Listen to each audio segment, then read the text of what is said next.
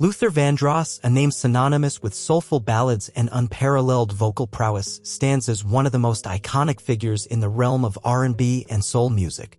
Born on April 20, 1951, in New York City, Vandross embarked on a remarkable journey that would cement his status as a legendary singer, songwriter, and producer.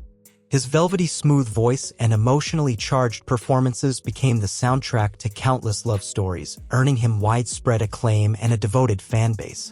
From his early days as a background vocalist for artists like David Bowie and Bette Midler to his meteoric rise as a solo artist, Luther Vandross consistently delivered musical masterpieces that transcended genres and touched the hearts of millions.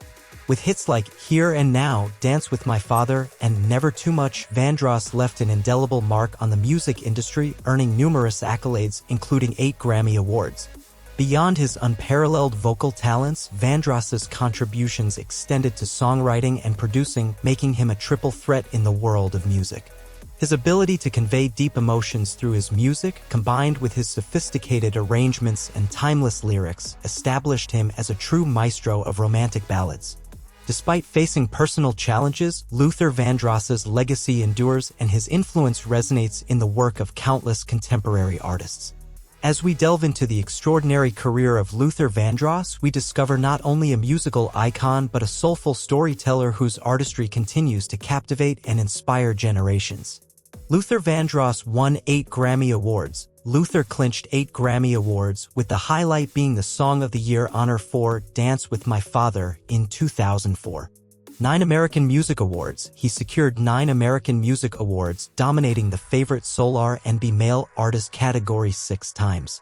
2 Soul Train Awards. Luther received 2 Soul Train Awards, notably the Quincy Jones Award for Outstanding Career Achievements in 1999. Hollywood Walk of Fame star. In 2014, he was bestowed with a star on the prestigious Hollywood Walk of Fame. Recognition from Rolling Stone and NPR. Luther Vandross earned a revered spot on the list of the 200 greatest singers of all time by Rolling Stone in 2023. NPR recognized his vocal prowess by naming him one of the 50 great voices in 2010. Luther Vandross had a net worth of around $70 million at the time of his death in 2005. He earned his wealth from his successful career in the music industry, selling over 35 million records worldwide and winning 8 Grammy Awards. Early life and education. Luther Ronzoni Vandross Jr. was born on April 20, 1951, at Bellevue Hospital in the Kips Bay neighborhood of Manhattan, New York City. His birth occurred concurrently with General Douglas MacArthur's ticker tape parade throughout the same city. He was the 4th child and 2nd son of Mary Ida Vandross and Luther Vandross Sr. His father was an upholsterer and singer, and his mother was a nurse. Vandross was raised in Manhattan's Lower East Side in the Alfred E. Smith House's public housing development. At the age of 3, having his phonograph, Vandross taught himself to play the piano by ear. Family and musical influences. His father died of diabetes when Luther was 8 years old. In 2003, Vandross wrote the song Dance with My Father and dedicated it to him. The title was based on his childhood memories and his mother's recollections of the family singing and dancing in the house. His family moved to the Bronx when he was 9. His sisters, Patricia, Pat, and Ann, began taking Vandross to the Apollo Theater and to a theater in Brooklyn to see Dionne Warwick and Aretha Franklin. Patricia sang with the vocal group The Crests and was featured on the songs My Juanita and Sweetest One. Vandross graduated from William Howard Taft High School in the Bronx in 1969 and attended Western Michigan University for 1.5 semesters before dropping out to continue pursuing a music career. Personal life and sexuality. Luther Vandross was never married and had no children. His mother outlived all of her 4 children, and his 3 elder siblings along with his father all predeceased him due to diabetes and asthma. In 2006, Bruce Vilanch, a friend and colleague of Vandross, told Out magazine, "He said to me, 'No one knows I'm in the life.' He had very few sexual contacts." According to Vilanch, Vandross experienced his longest romantic relationship with a man while living in Los Angeles during the late 1980s and early 1990s. In December 2017, 12 years after his death, Vandross's friend Patti LaBelle confirmed that he was gay. In addition, Vandross was well aware that officially coming out as gay while he was actively making music would have been detrimental to the trajectory of his career, given the majority of his target audience were women seeking some mode of emotional engagement from his words.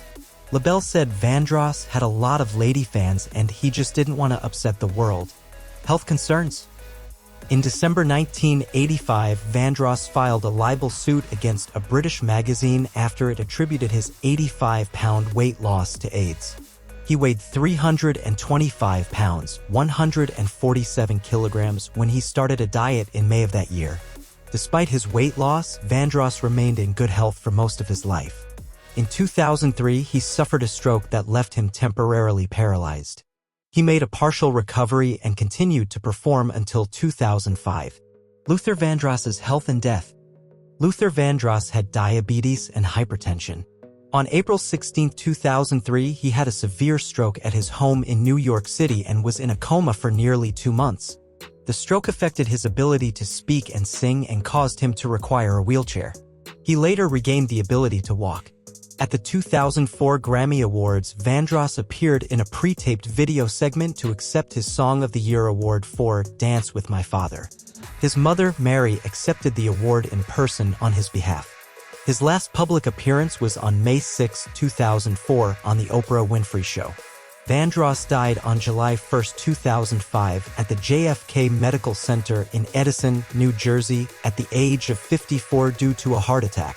Vandross's funeral was held at Riverside Church in New York City on July 8, 2005. Aretha Franklin, Patti LaBelle, Stevie Wonder, Dionne Warwick, and Cissy Houston were among the speakers and singers at the service. Vandross was entombed at the George Washington Memorial Park in Paramus, New Jersey. Professional career. Vandross was a passionate music lover from a young age. While in high school, he founded the first Patti LaBelle fan club, of which he was president. He was also a talented performer and sang in a group, Shades of Jade, that once played at the legendary Apollo Theater. During his early years in show business, he appeared several times at the Apollo's famous amateur night. Vandross's musical journey began in earnest when he joined a theater workshop called Listen My Brother. With this group, he was involved in the recording of the singles Only Love Can Make a Better World and Listen My Brother.